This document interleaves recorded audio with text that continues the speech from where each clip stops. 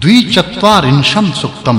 भावार्थ सर्वज्ञ और प्राण स्वरूप परमेश्वर ने द्युलोक को स्थिर किया, उसी ने पृथ्वी की सीमा नापी, वही सभी भुवनों का स्वामी है, ये सभी पराक्रम वरुण के ही हैं। भावार्थ वरुण अमृत की रक्षा करने वाला एवं धैर्यशाली है, उसे प्रणाम करना चाहिए ताकि वह हम पर प्रसन्न होकर हमें 3 मंजिलों वाला घर प्रदान करे। भावार्थ हे वरुण देव, दान देने वाली मेरी बुद्धि को तू श्रेष्ठ कर और मेरी क्रियाशीलता एवं चतुरता को भी बढ़ा। हम अपनी उत्तम बुद्धि की मदद से सभी संकटों को पार कर जाएं। भावार्थ हे सत्य का पालन करने वाले अश्वदेवों, तुम दोनों को प्रसन्न करने के लिए ज्ञानी सोम कूटने के पत्थरों से पीसकर सोम रस प्रदान करते हैं। तुम्हारी कृपा प्राप्त करके वे ज्ञानी अपने शत्रुओं का नाश करें। भावार्थ हे सत्य के पालक अश्वदेवों, तुम्हें जैसे अत्रि ऋषि ने बुलाया था और जैसे ज्ञानियों ने बुलाया था, उसी प्रकार हम तुझे बुलाते हैं। तुम्हारी हम पर कृपा हो तथा हमारे शत्रुओं का नाश हो। त्रिचत्वारिंशम सुक्तम। भावार्थ जो सब पदार्थ को जानने वाला, अपनी प्रजाओं के सभी कार्यों को देखने वाला तथा अपनी प्रजाओं को चाहने वाला अग्रणी होता है, उस ज्ञानी एवं दानशील पुरुष की आवाज देश में सब जगह गूंजती है। भावार्थ अग्नि की किरणें रसों को ग्रहण करती हैं, धुएं से पहचानी जाती हैं और वायु से प्रेरित होती हैं, अंतरिक्ष में चलती हैं। अग्नि की ये किरणें समिधाओं को उसी प्रकार खा जाती हैं जिस प्रकार प्रकाश अंधकार को। भावार्थ उषः काल में अग्नियां प्रज्वलित होती हैं, इसलिए मानो ये अग्नियां उषः काल के आगमन की सूचना देने वाली उसकी ध्वजाएं हैं। जब यह अग्नि प्रदीप्त होकर भूमि पर चलता है, तब उसके जाने के पीछे का रास्ता काला पड़ जाता है। भावार्थ यह अग्नि काष्ठों में ही रहता है, अर्थात लकड़ियों में व्याप्त रहता है, परंतु उन्हीं लकड़ियों को वह अपना भोजन मानकर खाता भी है। बहुत प्रकार खाकर भी तृप्त नहीं होता।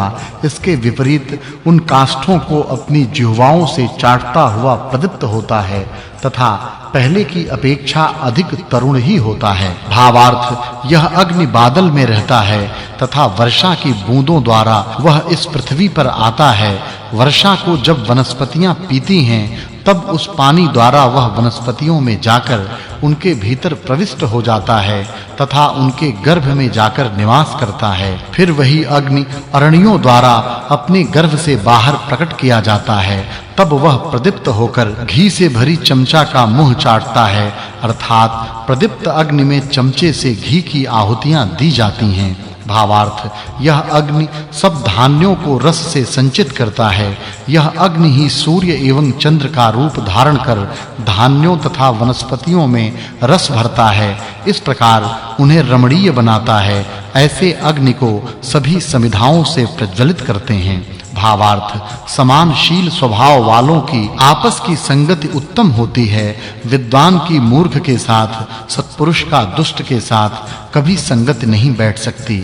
अपने समानशील स्वभाव वालों के साथ बैठकर ही मानव प्रकाशमान होता है। उसी प्रकार एक अग्नि दूसरे अग्नि के साथ मिलकर और अधिक प्रकाशित होता है, तब उसकी तपस्वी लोग मननशील ज्ञानी उपासना करते हैं। भावार्थ अग्रणी को चाहिए कि वह अपने साथ भाई की भांति स्नेह करने वाला, बलयुक्त तथा तेजस्विता से संपन्न बने। उसके द्वारा किए जाने वाले कार्य पवित्र हों और वह अपने राष्ट्र के विद्वानों को बहुत धन देकर उसका पालन पोषण करे। भावार्थ जिस तरह चलकर लौटती हुई गायें अपने बछड़ों का रंभाना सुनकर बाड़े की ओर भागती हैं, उसी प्रकार सभी स्तुतियां इसी अग्नि की तरफ जाती हैं तथा सब प्रकार की इच्छा करने वाली प्रजाएं अपनी इच्छाओं की पूर्ति के लिए इसी अग्नि की उपासना करती हैं। भावार्थ देश का अग्रणी मनन करके बुद्धि पूर्वक कार्य करने वाला हो, तब स्वयं सुमार्ग पर चलता दूसरों को भी सुमार्ग पर चलाने वाला हो। घर-घर में उसकी पहुंच हो, अर्थात वह कुछ ही व्यक्तियों तक सीमित न रहकर सारी साधारण जनता की भी खोज खबर लेता रहे। ऐसे अग्रणी को देश की प्रजाएं अपने घरों के समारोहों का आयोजन कर आदर पूर्वक बुलाती हैं। भावार्थ अग्रणी को चाहिए कि अपने राष्ट्र में प्रांतीयवाद अथवा जातिवाद आदि वादों को न फलने दे, पूरी प्रजा को समान दृष्टि से देखे, किसी से पक्षपात न करे, वह सबकी विनती सुने। ऐसे अग्रणी की सब प्रशंसा करते हैं तथा उसे प्रत्येक काम में सहायता के लिए बुलाते हैं। भावार्थ जो धर्म का पालन करता है तथा धर्म की राह पर चलता है, वही प्रजाओं का उत्तम राजा हो सकता है। जो अधर्म की राह पर चलता है, वह कभी भी प्रजाओं का भला नहीं कर सकता। यह अग्नि भी अपने उपासकों का भला करता है, क्योंकि वह सदैव धर्म की राह पर चलता है। वह सब शत्रुओं का नाश करता है। भावार्थ हिंसकों, द्वेष करने वालों, राक्षसों को मारना राष्ट्र की सुरक्षा के लिए जरूरी है। इस प्रकार राष्ट्र के सुरक्षित होने पर ही राष्ट्र निवासियों का हित हो सकता है। राष्ट्र में वेगवान अश्व भी हों। भावार्थ यह अग्नि आकाश में सूर्य के रूप में उत्पन्न होता है, बादलों अथवा जलों में विद्युत रूप में उत्पन्न होता है और पृथ्वी पर यह मंथन के द्वारा भौतिक अग्नि के रूप में प्रकट होता है। भौतिक अग्नि को लोग प्रकाशित करते हैं। भावार्थ सब प्रजाएं इस अग्नि को हवि भक्षण करने के लिए प्रेरित करती हैं। इस प्रकार अग्नि को आदर्श के रूप में सामने रखकर उत्तम कार्य करने वाले मनुष्य कठिन से कठिन संकटों को भी पार कर जाते हैं। भावार्थ यह अग्नि लोगों के लिए अत्यंत प्रिय, पवित्र कारक तेज से युक्त तथा अत्यंत तेजस्वी है। जिस प्रकार उगता हुआ सूर्य अपनी किरणों से अंधकार को दूर कर देता है, उसी प्रकार यह अग्नि भी अपनी किरणों से अंधकार को दूर कर देता है। इसका दिया हुआ धन कदापि नष्ट नहीं होता, सदैव अक्षय बना रहता है। इसलिए लोग इससे ऐश्वर्य मांगते हैं। चतुश्चत्वारिंशम सुक्तम। भावार्थ हे मनुष्यों, समिधाओं से इस अग्नि को प्रदीप्त करके घृत से जगाओ तथा अतिथि की भांति इसका आदर करो।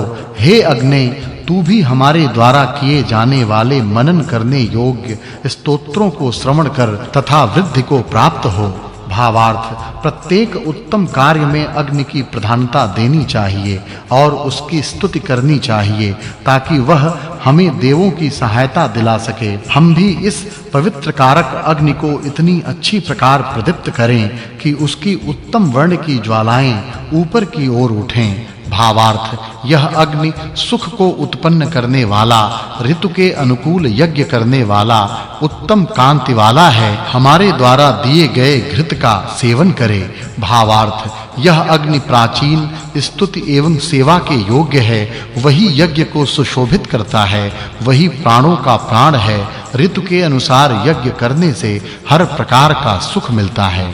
भावार्थ अग्नि उत्तम बुद्धिमान, द्रोह रहित धूम से जाना जाने वाला, यज्ञ का प्रज्ञापक तथा विशेष कांति संपन्न, सब कुछ जानने वाला और सुंदर तेज वाला है। यही उत्तम मानवों को अपने साथ लाता है। भावार्थ हे अग्नि, तू हिंसा करने वालों से हमारी रक्षा कर और द्वेष करने वालों का नाश कर। नेता को चाहिए कि वह बाहरी आक्रमणकारियों, अत्याचारियों तथा हिंसकों से प्रजाओं की रक्षा करे और भीतरी शत्रुओं एवं देशद्रोहियों से भी रक्षा करे। देश में ज्ञान का प्रचार करे और विद्वान पुरुषों की वृद्धि करता रहे। भावार्थ यह अग्नि ऊर्जह नपात, बल को न गिराने वाला। जब तक शरीर में अग्नि होती है, तब तक बल क्षीण नहीं होता तथा अग्नि के समाप्त हो जाने के साथ ही बल भी समाप्त हो जाता है। अग्नि के रहने पर यह शरीर तेजस्वी दिखाई देता है तथा उज्जवल प्रकाश से युक्त होता है। इसलिए साधक इसकी पूजा करते हैं तथा इसे उच्च पद पर प्रतिष्ठित करते हैं। भावार्थ जो अपने घर में इस अग्नि की सेवा करता है, अर्थात सदैव यज्ञ करता है, वह हर प्रकार के धन से युक्त होता है। वही सब देवों में श्रेष्ठ, उन्नत एवं सामर्थ्यवान होता है। यह अग्नि अपने सामर्थ्य से सब चराचर जगत का पालन करता है।